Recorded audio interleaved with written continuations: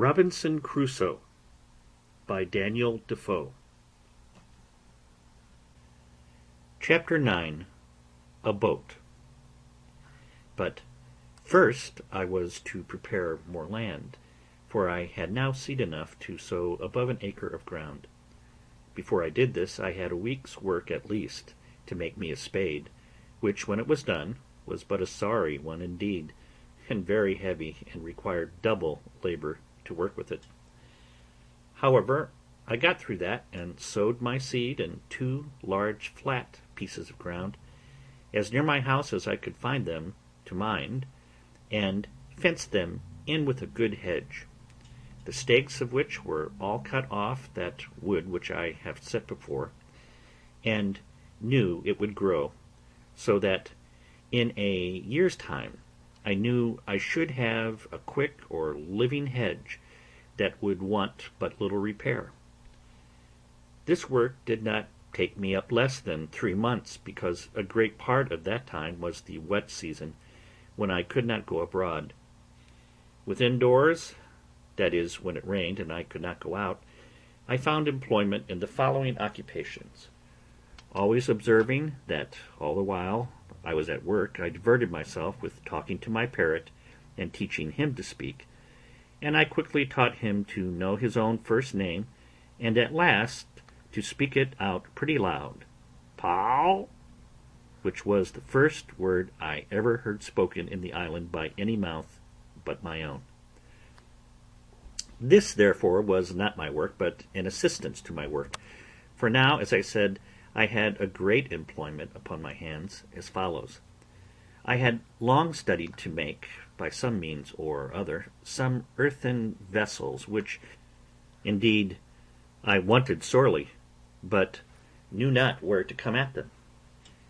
However, considering the heat of the climate, I did not doubt but if I could find out any clay, I might make some pots that might, being dried in the sun, be hard enough and strong enough to bear handling, and to hold anything that was dry, and required to be kept so. And as this was necessary in the preparing of corn, meal, etc., which was the thing I was doing, I resolved to make some as large as I could, and fit only to stand like jars, to hold what should be put into them. It would make the reader pity me, or rather laugh at me, to tell how many awkward ways I took to raise this paste. What odd, misshapen, ugly things I made, how many of them fell in, and how many fell out, the clay not being stiff enough to bear its own weight, how many cracked by the over-violent heat of the sun, being set out too hastily, and how many fell in pieces with only removing, as well before as after they were dried, and in a word, how, after having labored hard to find the clay, to dig it, to temper it, to bring it home, and work it, I could not make above 2 large, earthen, ugly things, I cannot call them jars, in about 2 months' labor. However, as the sun baked these 2 very hard and dry, I lifted them very gently up, and set them down again in 2 great wicker baskets, which I had made on purpose for them, that they might not break. And as between the pot and the basket there was a little room to spare, I stuffed it full of the rice and barley straw, and these 2 pots being to stand always dry, I thought would hold my dry corn, and perhaps my meal, when the corn was bruised. Though I miscarried so much in my design for large pots, yet I made several smaller things with better success, such as little round pots, flat dishes, pitchers, and pipkins, and any things my hand turned to, and the heat of the sun baked them quite hard. But all this would not answer my end, which was to get an earthen pot to hold what was liquid and bear the fire, which none of these could do. It happened after some time making a pretty large fire for cooking my meat. When I went to put it out after I was done with it, I found a broken piece of one of my earthenware vessels in the fire, burnt as hard as a stone, and red as a tile. I was agreeably surprised to see it, and said to myself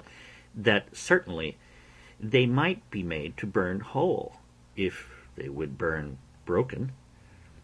This set me to study how to order my fire, so as to make it burn some pots. I had no notion of a kiln, such as the potters burn in, or of glazing them with lead, though I had some lead to do it with, but I placed 3 large pipkins and 2 or 3 pots in a pile, one upon another, and placed my firewood all around it, with a great heap of embers under them. I plied the fire with fresh fuel round the outside and upon the top, till I saw the pots in the inside red hot quite through, and observed that they did not crack at all.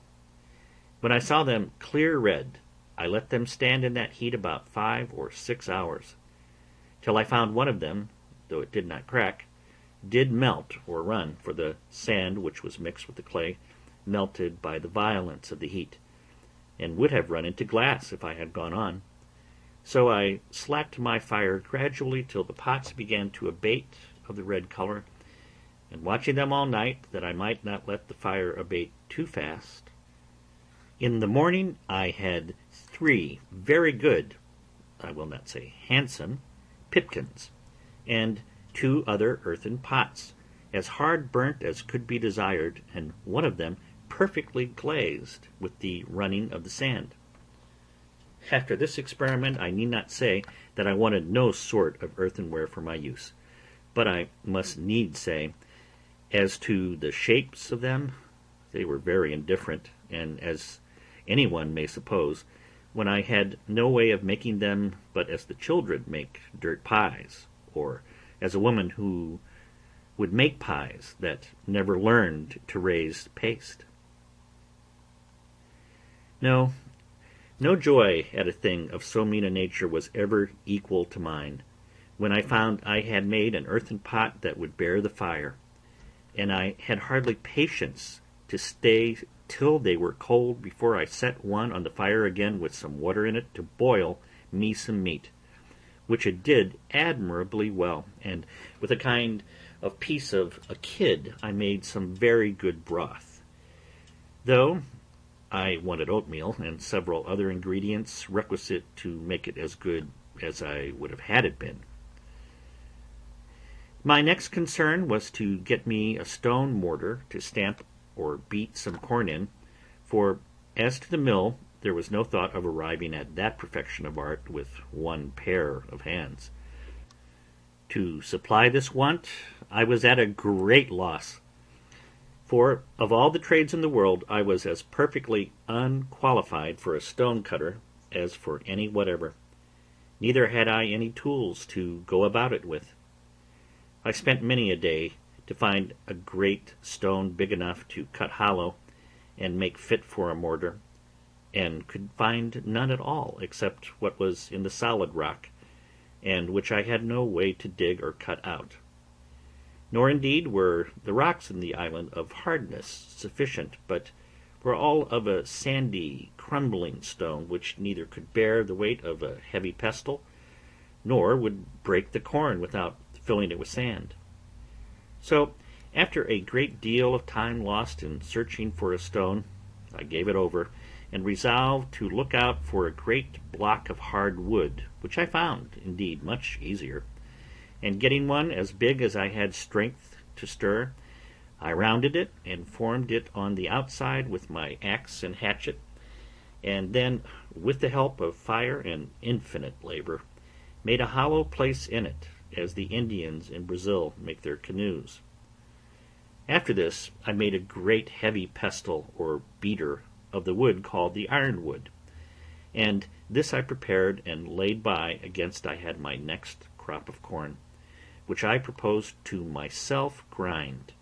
or rather pound into meal, to make bread. My next difficulty was to make a sieve or circe to dress my meal, and to part it from the bran and the husk, without which I did not see it possible I could have any bread. This was a most difficult thing even to look upon, for, to be sure, I had nothing like the necessary thing to make it. I mean fine thin canvas or stuff to searce the meal through. And here I was at a full stop for many months, nor did I really know what to do. Linen I had none left but what was mere rags. I had goat's hair, but neither knew how to weave or to spin it, and had I known how, here were no tools to work it with. All the remedy that I found was this, that at last I did remember I had among the seamen's clothes, which were saved out of the ship, some neckcloths of calico or muslin, and with some pieces of these I made 3 small sieves, proper enough for the work, and thus I made shift for some years. How I did afterwards, I shall show in its place. The baking part was the next thing to be considered, and how I should make bread when I came to have corn. For first, I had no yeast. As to that part, there was no supplying the want, so I did not concern myself much about it. But for an oven I was indeed in great pain. At length I found out an experiment for that also, which was this.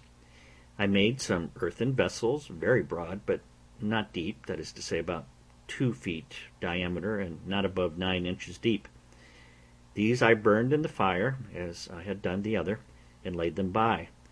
And when I wanted to bake, I made a great fire upon my hearth, which I had paved with some square tiles, of my own baking and burning also, but I should not call them square. When the firewood was burned pretty much into embers or live coals, I drew them forward upon this hearth, so as to cover it all over, and there I let them lie till the hearth was very hot. Then, sweeping away all the embers, I set down my loaf or loaves, and, whelming down the earthen pot upon them, drew the embers all round the outside of the pot, to keep in and add to the heat. And thus, as well as in the best oven in the world, I baked my barley loaves, and became in a little time a good pastry cook into the bargain, for I made myself several cakes and puddings of the rice. But I had no pies, neither had I anything to put them in, supposing I had, except the flesh either of fowls or goats. It need not be wondered, as if all these things took up most of my time of the 3rd year of my abode here. For it is to be observed that in the interval of these things I had my new harvest and husbandry to manage, for I reaped my corn in its season, and carried it home as well as I could, and laid it up in the ear, in my large baskets, till I had time to rub it out. For I had no floor to thrash it upon, or instrument to thrash it with. And now, indeed, my stock of corn increasing, I really wanted to build my barns bigger. I wanted a place to lay it up in, for the increase of the corn now yielded me so much that I had of the barley about 20 bushels, and of the rice as much or more, insomuch that now I resolved to begin to use it freely, for my bread had been quite gone a great while. Also I resolved to see what quantity would be sufficient for me a whole year, and to sow but once a year. Upon the whole, I found that the 40 bushels of barley and rice were much more than I could consume in a year, so I resolved to sow just the same quantity every year that I sowed the last,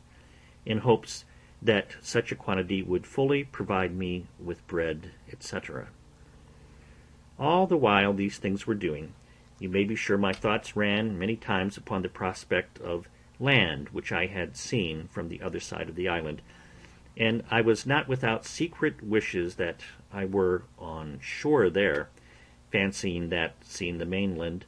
and an inhabited country, I might find some way or other to convey myself further,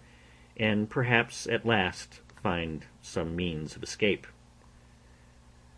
But all this while I made no allowance for the dangers of such an undertaking, and how I might fall into the hands of savages, and perhaps such as I might have reason to think far worse than the lions and tigers of Africa, that if I once came in their power, I should run a hazard of more than 1,000 to 1 of being killed, and perhaps of being eaten, for I had heard that the people of the Caribbean coast were cannibals or man-eaters, and I knew by the latitude that I could not be far from that shore. Then, supposing they were not cannibals, yet they might kill me, as many Europeans who had fallen into their hands had been served, even when they had been 10 or 20 together. Much more I that was but one, and could make little or no defence. All these things, I say, which I ought to have considered well, and did come into my thoughts afterwards, yet gave me no apprehensions at first, and my head ran mightily upon the thought of getting over to the shore. Now I wish for my boy Shuri, and the long boat with the shoulder of mutton sail, with which I had sailed above 1,000 miles on the coast of Africa. But this was in vain. Then I thought I would go and look at our ship's boat, which, as I have said, was blown up upon the shore a great way in the storm when we were first cast away. She lay almost where she did at first, but not quite, and was turned by the force of the waves and the winds almost bottom upward against a high ridge of beachy rough sand, but no water about her. If I had had hands to have refitted her and to have launched her into the water, the boat would have done well enough, and I might have gone back into the Brazils with her easily enough. Yet I might have foreseen that I could no more turn her and set her upright upon her bottom than I could remove the island. However,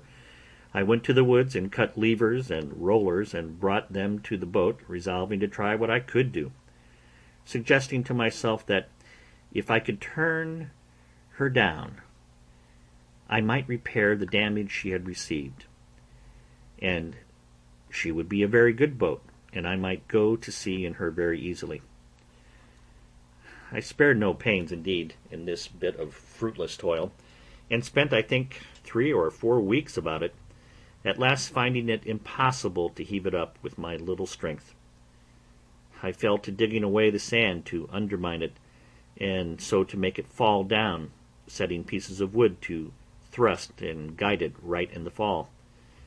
But when I had done this, I was unable to stir it up again, or to get under it, much less to move it forward towards the water. So I was forced to give it over, and yet, though I gave over the hopes of the boat, my desire to venture over for the main increased, rather than decreased, as the means for it seemed impossible. This at length put me upon thinking whether it was not possible to make myself a canoe or periagua, such as the natives of those climates make, even without tools, or, as I might say, without hands, of the trunk of a great tree. This I not only thought possible, but easy, and pleased myself extremely with the thoughts of making it, and with my having much more convenience for it than any of the negroes or Indians, but not at all considering the particular inconveniences which I lay under more than the Indians, and that is, want of hands to move it when it was made into the water, a difficulty much harder for me to surmount than all the consequences of want of tools could be to them. For what was it to me if, when I had chosen a vast tree in the woods, and with much trouble cut it down, if I had been able with my tools to hew and dub the outside with the proper shape of a boat, and burn or cut out the inside to make it hollow, so as to make a boat of it, if after all this I must leave it just where I had found it, and not be able to launch it into the water? One would have thought I could not have had the least reflection upon my mind of the circumstances while I was making this boat, but I should have immediately thought how I should get it into the sea, But my thoughts were so intent upon my voyage over the sea in it, that I never once considered how I should get it off the land, and it was really, in its own nature, more easy for me to guide it over 45 miles of sea than about 45 fathoms of land, where it lay, to set it afloat in the water. I went to work upon this boat the most like a fool that ever man did who had any of his senses awake. I pleased myself with the design, and without determining whether I was ever able to undertake it. Not but that the difficulty of launching my boat came often into my head, but I put a stop to my inquiries into this by this foolish answer which I gave myself: let me first make it. I warrant I will find some way or other to get it along when it is done. This was a most preposterous method, but the eagerness of my fancy prevailed, and to work I went. I found a cedar tree, and I question much whether Solomon ever had such a one for the building of the temple of Jerusalem. It was 5 feet 10 inches diameter at the lower part next the stump, and 4 feet 11 inches diameter at the end of 22 feet,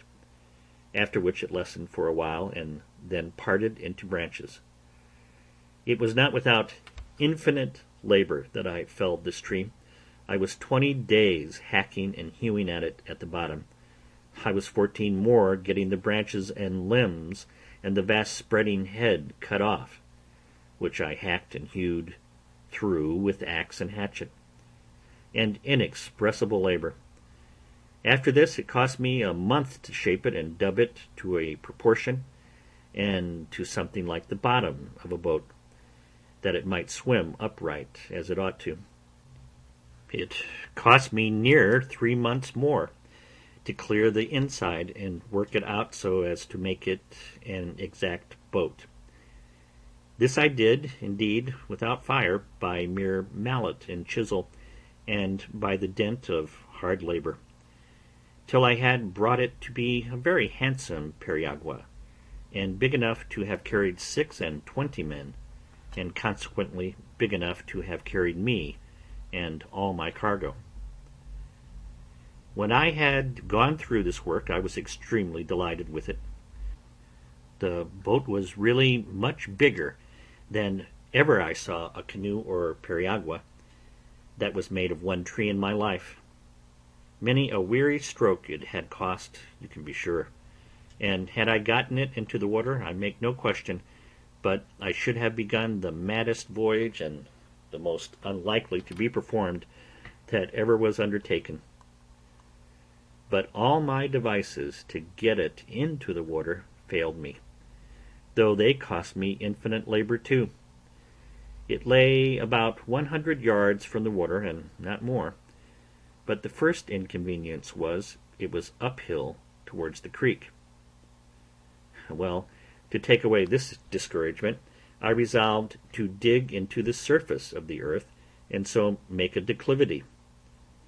This I began, and it cost me a prodigious deal of pains, but who grudge pains who have their deliverance in view? But when this was worked through, and this difficulty managed, it was still much the same, for I could no more stir the canoe than I could the other boat. Then I ventured the distance of ground, and resolved to cut a dock or canal, to bring the water up to the canoe, seeing I could not bring the canoe down to the water. Well, I began this work, and when I had begun to enter upon it, and calculate how deep it was to be dug, how broad, how the stuff was to be thrown out, I found that, by the number of hands I had, being none but my own, it must have been 10 or 12 years before I could have gone through with it, for the shore lay so high that at the upper end it must have been at least 20 feet deep. And so, at length, but with great reluctancy, I gave this attempt over also. This grieved me heartily, and now I saw, though too late, the folly of beginning a work before we count the cost. and before we judge rightly of our own strength to go through with it. In the middle of this work I finished my 4th year in this place, and kept my anniversary with the same devotion, and with as much comfort as ever before, for, by a constant study and serious application of the Word of God, and by the assistance of His grace, I gained a different knowledge from what I had before. I entertained different notions of things. I looked now upon the world as a thing remote, which I had nothing to do with, no expectations from, and indeed no desires about. In a word, I had nothing, indeed, to do with it, nor was ever likely to have. So I thought it looked as we may perhaps look upon it hereafter, that is, as a place I had lived in, but was come out of it, and well might I say, as Father Abraham to Dives, between me and thee is a great gulf fixed. In the first place, I was removed from all the wickedness of the world here. I had neither the lusts of the flesh and the lusts of the eye, nor the pride of life.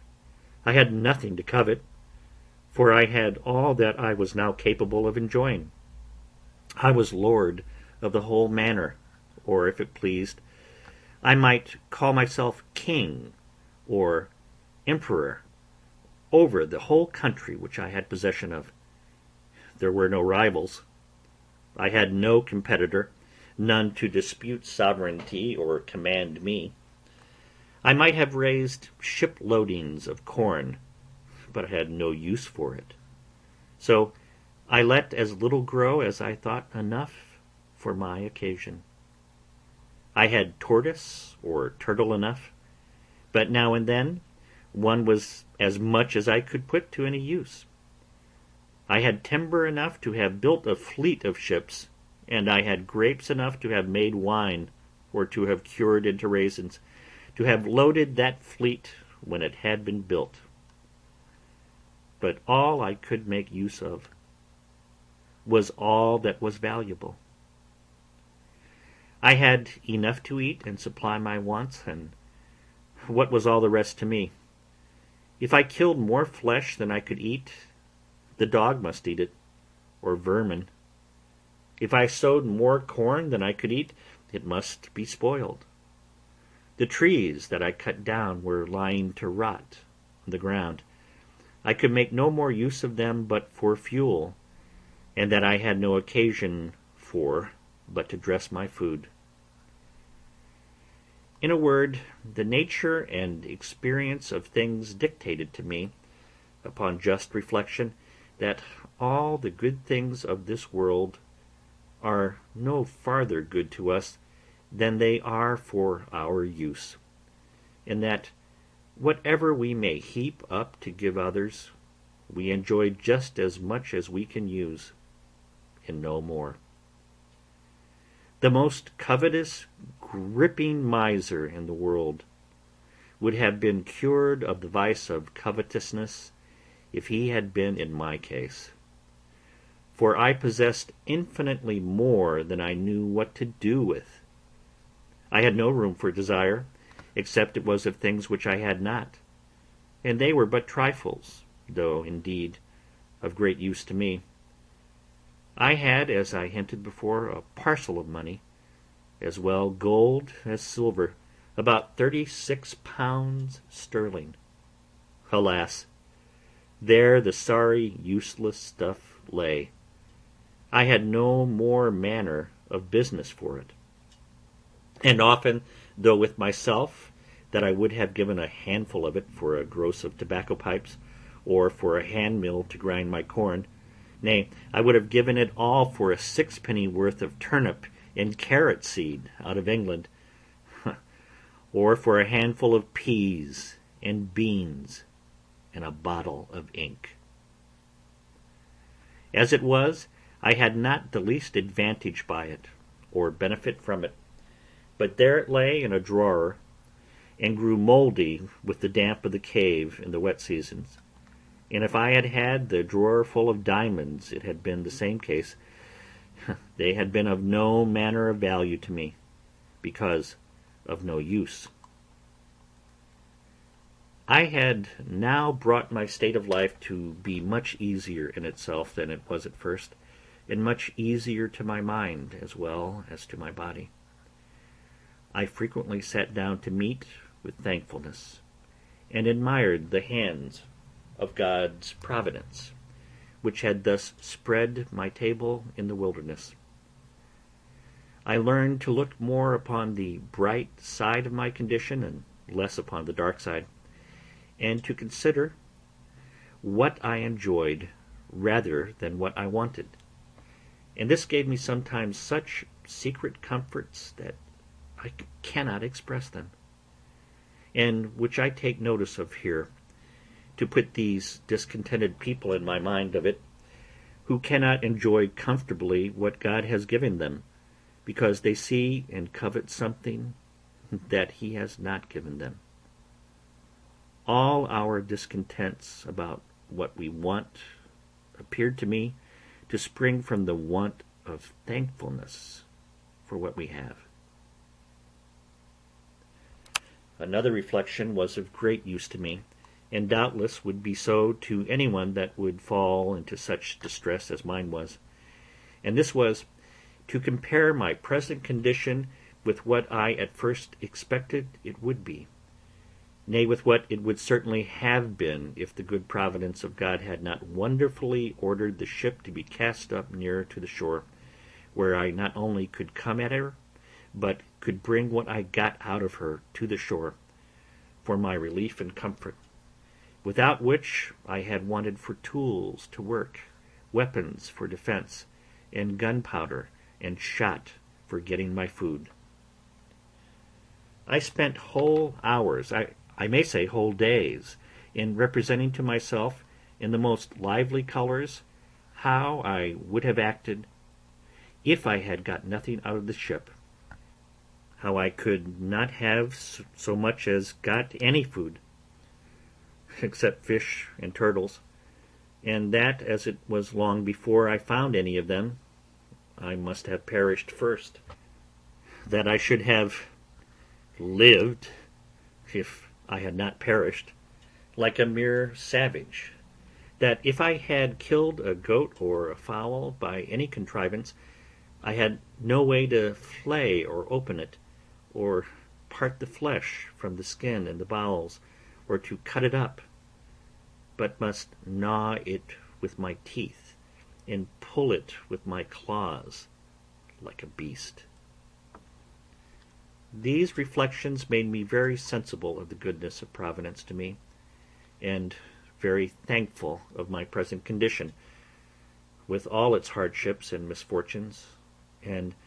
this part also I cannot but recommend to the reflection of those who are apt, in their misery, to say, "Is any affliction like mine?" Let them consider how much worse the cases of some people are, and their case might have been, if Providence had thought fit. I had another reflection which assisted me also to comfort my mind with hopes, and this was comparing my present situation with what I had deserved, and had therefore reason to expect from the hand of Providence. I had lived a dreadful life, perfectly destitute of the knowledge and fear of God. I had been well instructed by father and mother, neither had they been wanting to me in their early endeavors to infuse a religious awe of God into my mind, a sense of my duty, and what the nature and end of my being required of me. But, alas, falling early into the seafaring life, which of all lives is the most destitute of the fear of God, though his terrors are always before them, I say, falling early into the seafaring life and into seafaring company, all that little sense of religion which I had entertained was laughed out of me by my messmates, by a hardened, despising of dangers, and the views of death which grew habitual to me by my long absence from all manner of opportunities to converse with anything but was like myself, or to hear anything that was good or tended towards it. So void was I of everything that was good, or the least sense of what I was, or was to be, that in the greatest deliverances I enjoyed, such as my escape from Sallee, my being taken up by the Portuguese master of the ship, my being planted so well in the Brazils, my receiving the cargo from England, and the like, I never had once the words, "Thank God," so much as on my mind or in my mouth. Nor in the greatest distress had I so much as a thought to pray to him, or so much as to say, "Lord, have mercy upon me," nor to mention the name of God, no, unless it was to swear by and blaspheme it. I had terrible reflections upon my mind for many months, as I have already observed, on account of my wicked and hardened life past. And when I looked about me and considered what particular providences had attended me since my coming into this place, and how God had dealt bountifully with me, had not only punished me less than my iniquity had deserved, but had so plentifully provided for me, this gave me great hopes that my repentance was accepted, and that God had yet mercy in store for me. With these reflections I worked my mind up not only to a resignation to the will of God in the present disposition of my circumstances, but even to a sincere thankfulness for my condition, and that I, who was yet a living man, ought not to complain, seeing I had not the due punishment of my sins, that I enjoyed so many mercies which I had no reason to have expected in that place, that I ought never more to repine at my condition, but to rejoice, and to give daily thanks for that daily bread, which nothing but a crowd of wonders could have brought,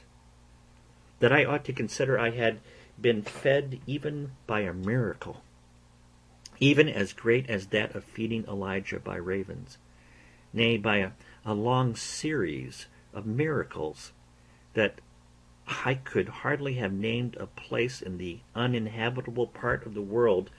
where I could have been cast more to my advantage,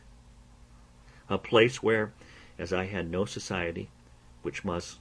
my affliction on one hand, so I found no ravenous beasts, no furious wolves or tigers to threaten my life,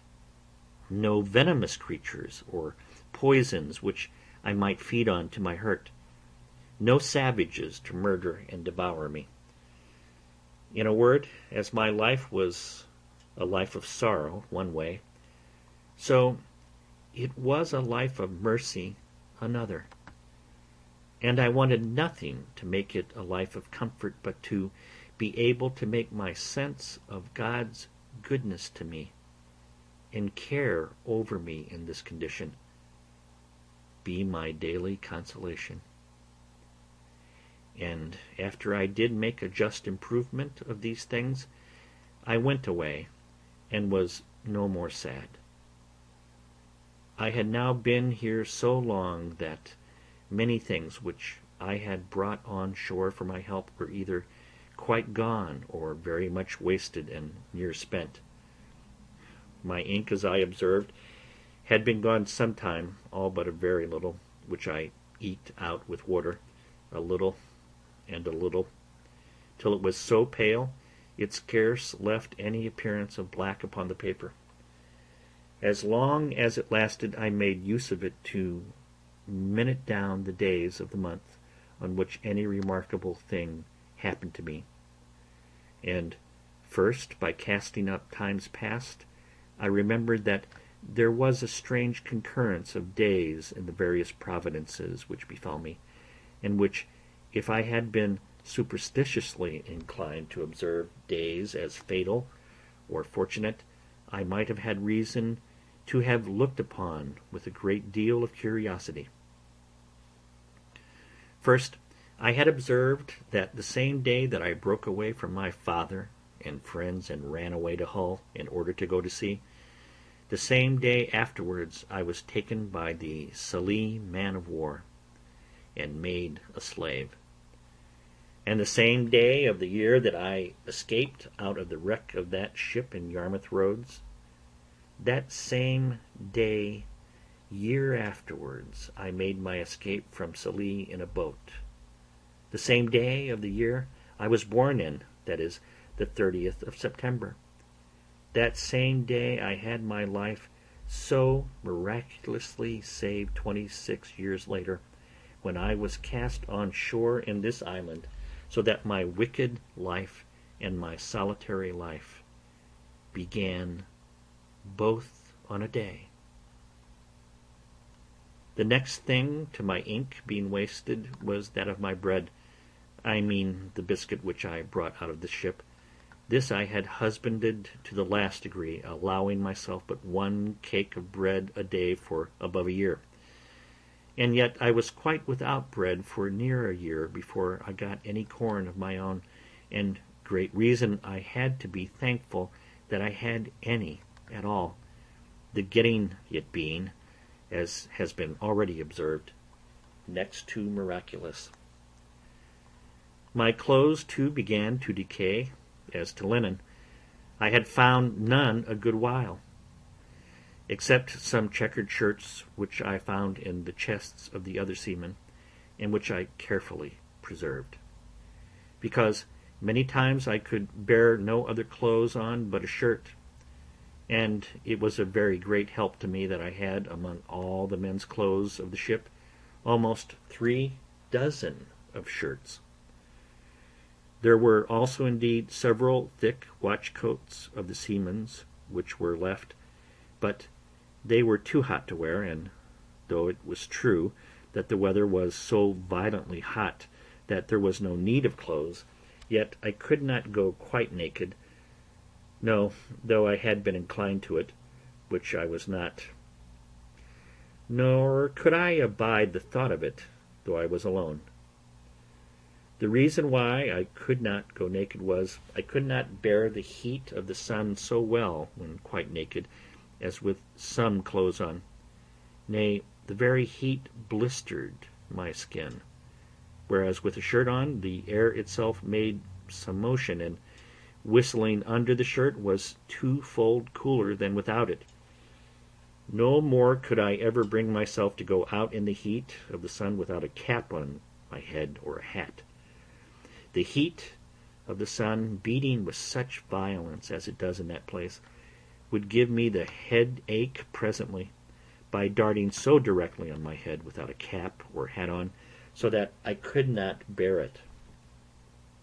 Whereas, if I put on my hat, it would presently go away. Upon these views I began to consider about putting the few rags I had, which I called clothes, into some order. I had worn out all the waistcoats I had, and my business was now to try if I could make jackets out of the great watch-coats which I had of me. But with such other materials as I had, I set to working, tailoring, or rather indeed botching, for I made most piteous work of it. However, I made shift to make 2 or 3 new waistcoats, which I hoped would serve me a great while. As for breeches and drawers, I made but a very sorry shift indeed till afterwards. I have mentioned that I saved the skins of all the creatures that I killed, I mean 4-footed ones, and I hung them up, stretched out with sticks in the sun, by which means some of them were so dry and so hard that they were fit for little, but others were very useful. The first thing I made of these was a great cap for my head, with the hair on the outside to shoot off the rain, and this I performed so well that after I made me a suit of clothes wholly of these skins, that is to say, a waistcoat and breeches open at the knees and both loose, for they were rather wanting to keep me cool than to keep me warm, I must not omit to acknowledge that they were wretchedly made, for if I was a bad carpenter, I was a worse tailor. However, they were such as I made very good shift with, and when I was out, if it happened to rain, the hair of my waistcoat and cap being outermost, I was kept very dry. After this I spent a great deal of time and pains to make an umbrella.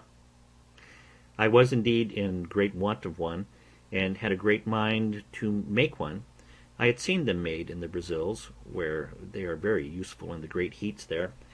and I felt the heats every jot as great here, and greater too, being near the equinox. Besides, as I was obliged to be much abroad, it was a most useful thing to me, as well for the rains as the heats. I took a world of pains with it, and was a great while before I could make anything likely to hold. Nay, after I had thought I had hit my way, I spoiled 2 or 3 before I made one to my mind. But at last I made one that answered indifferently well. The main difficulty I found was to make it let down. I could make it spread, but if I did not let down to and draw in, it was not portable for me anyway, but just over my head, which would not do. However, at last, as I said, I made one to answer, and covered it with skins, the hair upwards, so that it cast off the rain like a penthouse, and kept off the sun so effectually that I could walk out in the hottest of the weather with greater advantage than I could before in the coolest, and when I had no need of it, could close it, and carry it under my arm. Thus I lived mighty comfortably, my mind being entirely composed by resigning itself to the will of God, and throwing myself wholly under the disposal of His providence. This made my life better than sociable, for when I began to regret the want of conversation, I would ask myself whether, thus conversing mutually with my own thoughts, and, as I hope I may say, with even God Himself, by ejaculations was not better than the most enjoyment of human society in the world. End of chapter 9.